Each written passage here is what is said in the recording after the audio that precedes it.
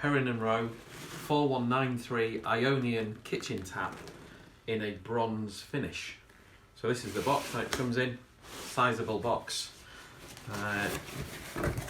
Inside the box you can see the tap set into the foam inner, keeping it nice and protected in transit. Should arrive in perfect condition.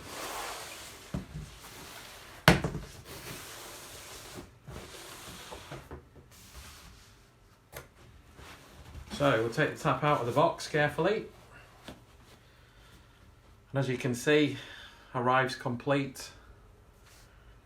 Tailpipes already fitted, levers already in place. Now these are kinked tailpipes, so these can move. So you simply move them to the distance you want. So the tap tails will give you a variation in tap hole centres between 140 millimetres, which is obviously on the narrowest point, to around I think 260 or 280 millimetres, 260 millimetres maybe, at the widest point.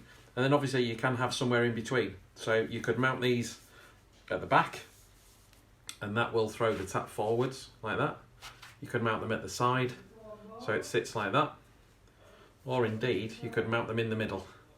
So really flexible positioning, easily installed into any tap hole centres, whether that's on a worktop or in a sink. So easy turn quarter levers. These have got indications on for hot and cold on the top. So hopefully you can see the hot indicator there. And on this side, you can see the cold blue clearly visible there. Tap has got a very basic Perrin and Rowe aerator in the end, or rather the spout has. So on the end of this spout here, you can see where the water comes out through the centre for the hot and then cold around the outside. So it just minimises splashing to a degree.